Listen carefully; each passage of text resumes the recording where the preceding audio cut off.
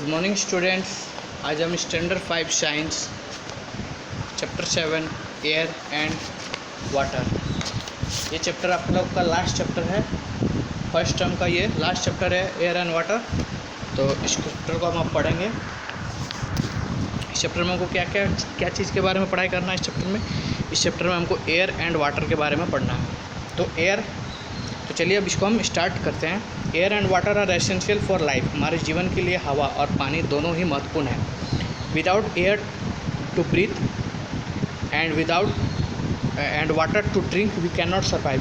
बिना हवा से हम सांस नहीं ले सकते और बिना पानी पिए हम जिंदा नहीं रह सकते। Air and water have different properties. Air and water का डिफरेंट प्रॉपर्टीज़ होता है। They look, feel and behave in different ways. ये देखने में, महसूस करने में और अपना अलग बिहेव दिखाता है। जैसे what is air? Air is present all around us. Air जो है वो हमारे चारों तरफ है। All living thing need air to breathe. हर जीवित प्राणी को एयर चाहिए सांस लेने के लिए। We breathe in the oxygen that present in the air. हम क्या करते हैं? हम ऑक्सीजन को लेते हैं जो हवा में रहती है। The blanket of air that surrounds the planet is called Earth, atmosphere. Earth में जो एक ब्लैंकेट ऑफ एयर है जिसको हम लोग एटमॉस्फेयर कहते हैं। It extend to hundreds of kilometre above the earth. ये अर्थ के 100 किलोमीटर तक ये एक चौड़ा ब्लैंकेट टाइप का है, फैला हुआ, जिसको हम पढ़ेंगे। सबसे पहले है लेयर्स ऑफ एटमॉस्फेयर को हम पढ़ते हैं। The atmosphere has the following layer. Atmosphere का अलग अलग लेयर्स होते हैं।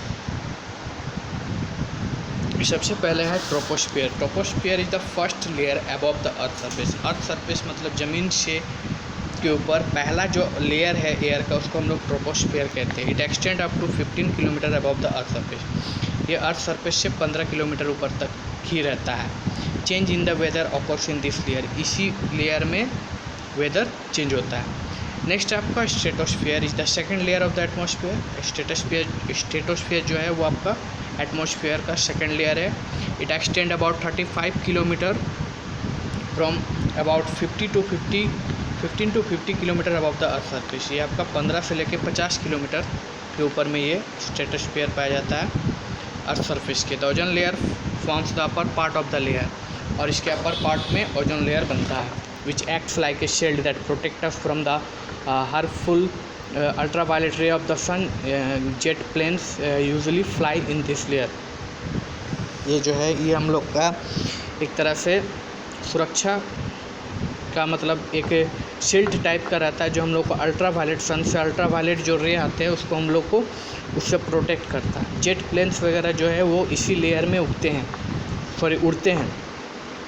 नेक्स्ट आपका mesosphere. Mesosphere is the third layer of the atmosphere. Mesosphere जो है ये थर्ड लेयर है एटमॉस्फेयर का।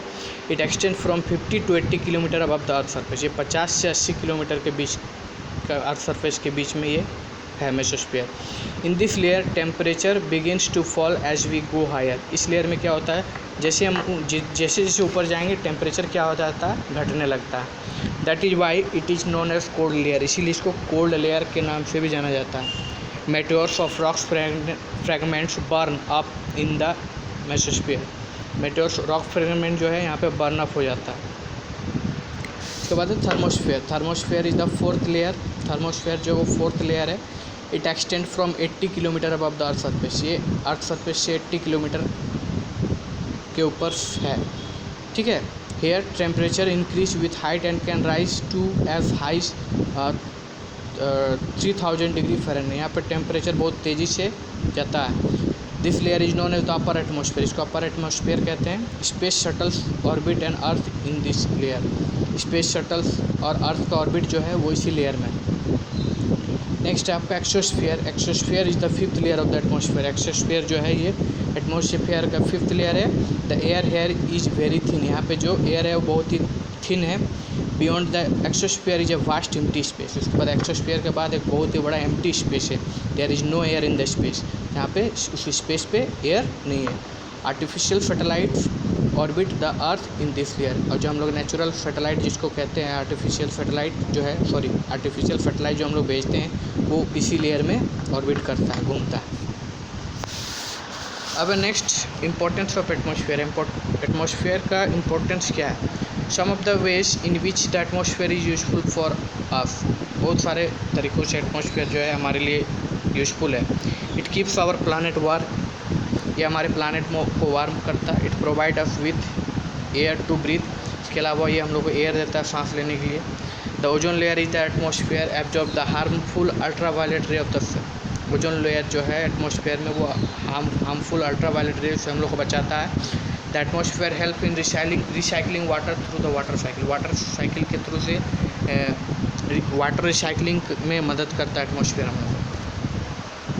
उसके बाद है कॉम्पोजिशन ऑफ एयर। एयर में क्या क्या पाया जाता है? Air is a mixture of gases. Air में क्या है? ये मिक्सचर ऑफ गैसेस का एक मिक्सचर है, इसमें बहुत सारे गैसेस पाए जाते हैं। It contain many gases which are useful to plants and animal. इसमें बहुत प्रकार के गैसेस पाए जाते हैं तो प्लांट्स और एनिमल्स दोनों के लिए मददगार होते हैं। The gases present in the air are, तो गैसेस जो प्रेजेंट रहता है एयर में, जो गैसेस पाए जाते हैं वो आपका है nitrogen, oxygen, carbon dioxide and water vapour. This gases are present in different amount. ये गैसेस जो है वो अलग अलग अमाउंट्स में एटमॉस्फेयर में पाया जाता है। Air consist of 78% nitrogen. Air में 78% नाइट्रोजन होता है, 21% ऑक्सीजन और बाकी 1% जो है वो अदर गैसेस होते हैं सच एस आर्गन, नियन, कार्बन डाइऑक्साइड, ये सब बस 1% होते हैं। Water vapour is also present in the air. Water vapour जो है एयर में वाटर वेपर भी पाए जाते हैं। The amount of water vapour varies in atmosphere from place to place. Amount of water vapour जो है वो एटमॉस्फेयर में अलग अलग जगह में अलग अलग मात्रा में पाए जाते हैं। The amount of water vapour present in the atmosphere is called humidity. और एयर में जो वाटर वेपर पाया जाता है उस मात्रा को ह्यूमिडिटी कहते हैं। In rainy season humidity is high. Rainy season में क्या होता है? ह्यूमिडिटी हाई होता है। Coastal areas have high humidity. Coastal areas में भी ह्यूमिडिटी हाई होता है। Water vapour has a significant impact on temperature. Water vapour का जो है टेम्परेचर में बहुत इम्पैक्ट करता है। Air also contain dust particle and smoke. इसके अलावा एयर में डस्ट पार्टिकल और स्मोक भी पाए जाते हैं। Smoke and fog combine together form A smoke. Smoke और फॉग दोनों मिलके स्मोक बनता है। Smoke prevents us from seeing the sky clearly.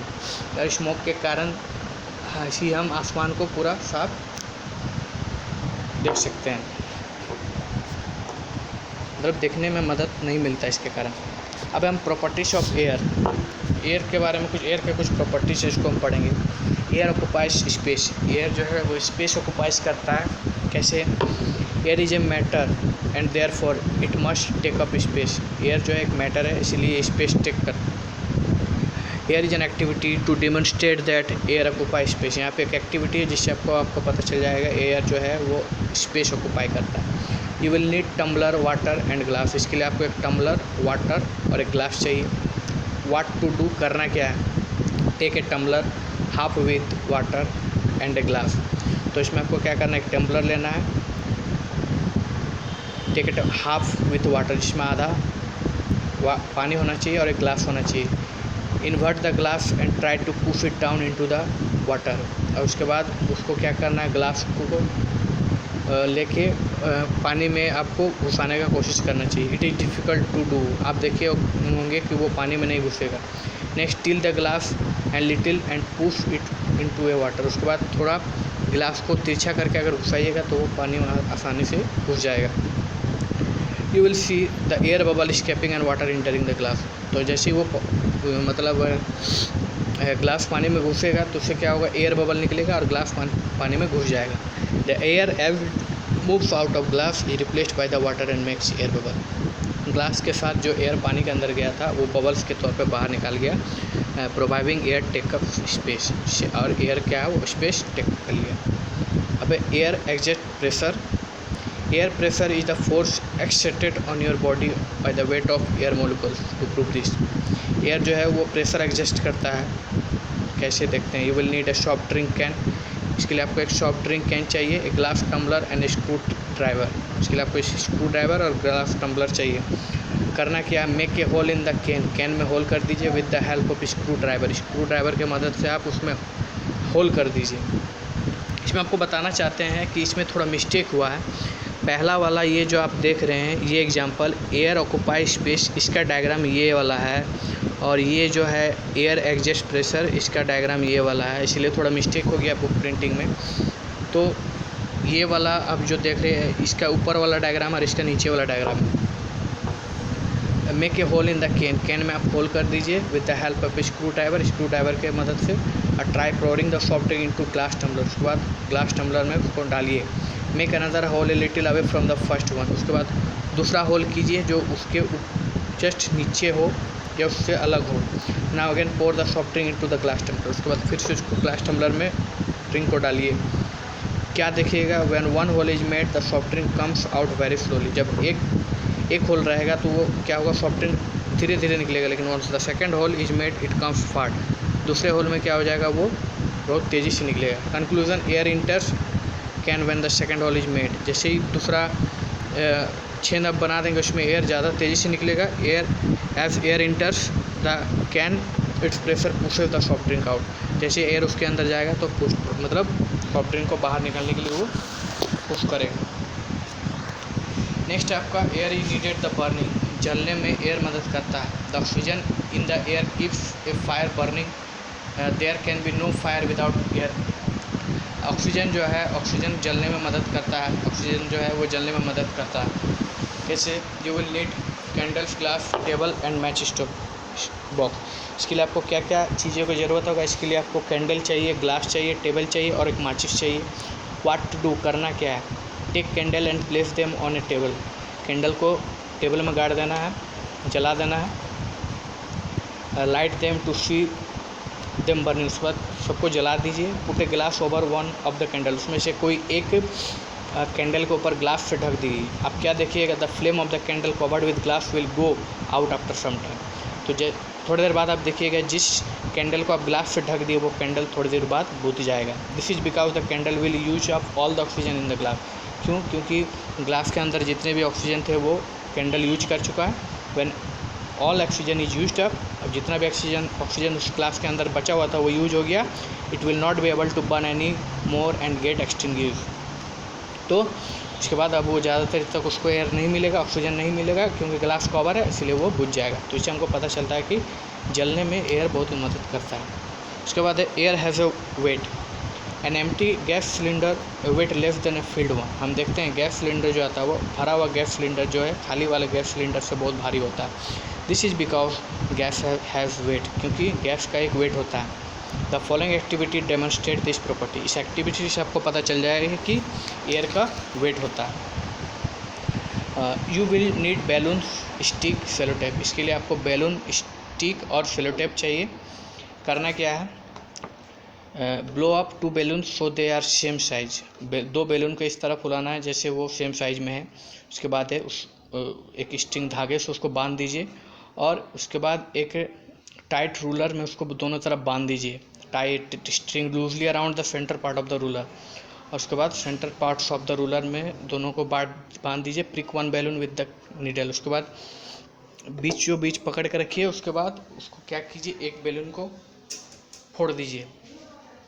क्या आप देखिएगा, you will see the ruler tilt towards the inflated balloon, उसके बाद क्या हो जाएगा, आप देखिए जो बैलून फट गया उस फटे हुए बैलून की तरफ रूलर झुक जाएगा। The inflated balloon has a air, और सॉरी जिस तरफ आपका मतलब जो फूला हुआ बैलून उसके तरफ वो झुक जाएगा, क्योंकि फूला हुआ बैलून का वेट है, तो वो जो है वो जो बैलून फट गया उसका वेट से वो ज़्यादा हो गया, इसीलिए वो अपनी तरफ झुक गया। अब uses of air pressure, air pressure का यूज कैसे करते हैं, we make use of air pressure in many way, air pressure का हम यूज कैसे करते हैं। As we suck with a straw, air pressure reduce in the straw, जैसे हम मतलब स्ट्रो से कुछ कोक वगैरह पीते हैं तो खींचते हैं तो उससे वो प्रेशर बनता है। Air pressure pressing down on the liquid in glass make it rise into the straw, इससे वो लिक्विड का ग्लास जो है उसको प्रेशर से हम लोग खींच लेते हैं, या फिर कोक वगैरह को प्रेशर से खींच के पी लेते हैं।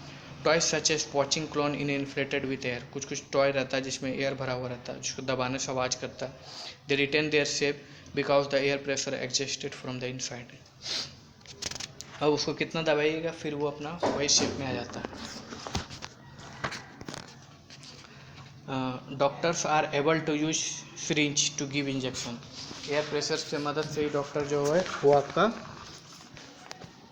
सिरिंज का यूज करता है टू गिव इंजेक्शन देने के लिए।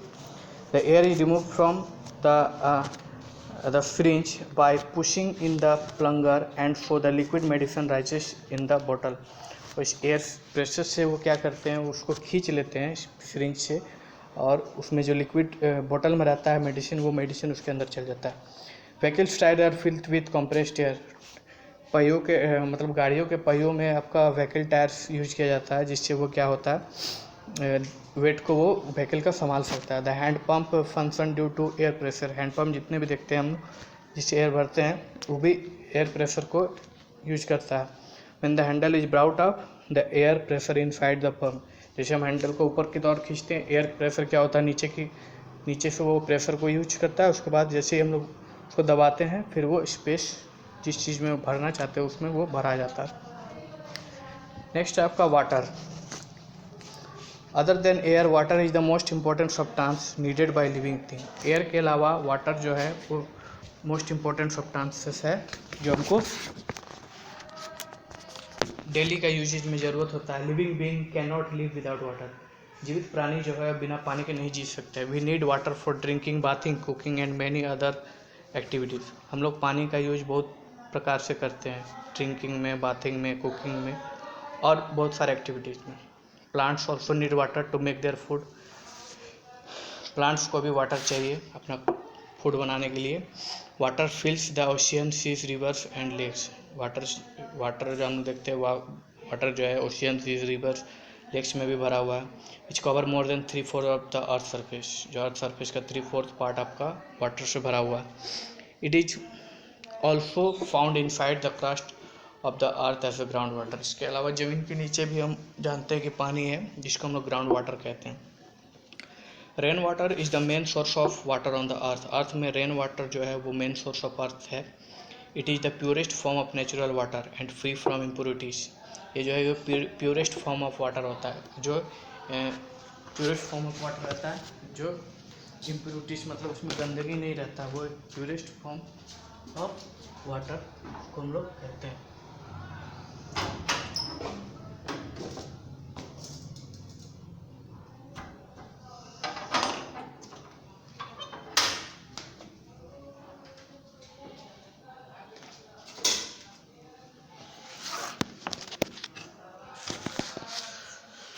So how is it formed? There is a constant cyclic movement of water throughout the globe. Globe के अंदर मतलब ये constant cyclic movement होता है, जिसको हम लोग वाटर साइकिल कहते हैं। We already know that the heat of the sun evaporates the water from the water। हम जानते हैं सूर्य का रोशनी क्या करता है, जितने भी वाटर बॉडीज होते हैं उसमें उससे वाटर को हीट कर देता है। This water rises up and change into water vapour. जिससे क्या होता है, वाटर ऊपर की ओर उठते हैं और वाटर वेपर में चेंज हो जाते हैं। During this process of evaporation impurities are left behind in the water bodies. और जब एवोप्रेशन होता है तो क्या होता है, इम्प्यूरिटीज उस वाटर बॉडी में ही रह जाता है। When the water vapour goes high up in the atmosphere it condense to form a cloud. और सिर्फ वाटर जो होता है, वाटर वेपर, पानी का जो वेपर होता है वही ऊपर जाता है और वहाँ पे जाके वो क्लाउड में ठंडा हो जाता है। The water drops in clouds condense further the form bigger drop. This drops become heavier and fall on earth in the form of रे और स्नेह। उसके बाद वो ड्रॉपलेट जाके वहाँ पे जमा हो जाता है। उसके बाद बिगर ड्रॉप्स, बड़े बड़े ड्रॉप बन के वो ज़मीन के नीचे रेन या स्नो के तौर पे गिरते हैं। This is called precipitation. उसको हम लोग प्रिसिपिटेशन कहते हैं। This cycle of evaporation, condensation and precipitation continuous in nature. और ये जो साइकिल है एवोप्रेशन, कंडेंसेशन और प्रिसिपिटेशन का, वो नेचर में कंटिन्यूसली चलते रहता है। नेक्स्ट है आपका properties of water. Water is highly unusual substance that various unique property. Water जो है कि ऐसा अनयूजुअल सब्सटेंस है जिसका अलग अलग यूनिक प्रॉपर्टीज़ है। This properties make it use important and essential in our daily life. यही प्रॉपर्टीज़ जो उसको हमारे लिए इम्पॉर्टेंट और एसेंशियल, हमारे डेली के जीवन के लिए बहुत ही इम्पोर्टेंट बना देते हैं। Water act as a universal solvent because it dissolve many thing. Water जो है एक यूनिवर्सल सॉल्वेंट का काम करता है, क्योंकि ये बहुत सारे चीज़ों को डिजॉल्व मतलब अपने उसमें घुल मिला लेता है, घुल जाता है उसके साथ। It has no colour, taste और स्मेल। वाटर का ना तो कलर होता है, ना ही टेस्ट होता है और ना ही स्मेल होता है। Water is found in all 3 states of matter. Water जो है मैटर के तीनों स्टेट्स में पाए जाते हैं, जैसे सॉलिड, लिक्विड और gas. Water can absorb a lot of heat. इसके अलावा वाटर जो है बहुत सारे हीट को भी एब्जॉर्ब कर सकता है। That is why it is use valuable to industry. इसीलिए इंडस्ट्रीज में भी वाटर का यूज बहुत ही इंपॉर्टेंट होता है। It is also used as a coolant in vehicle. इसके अलावा व्हीकल्स में हम देखते हैं गाड़ी वगैरह में कूलेंट, गाड़ी को ठंड करने के लिए भी इसका यूज किया जाता है। लोग देखते हैं गाड़ी में पानी डालते हैं।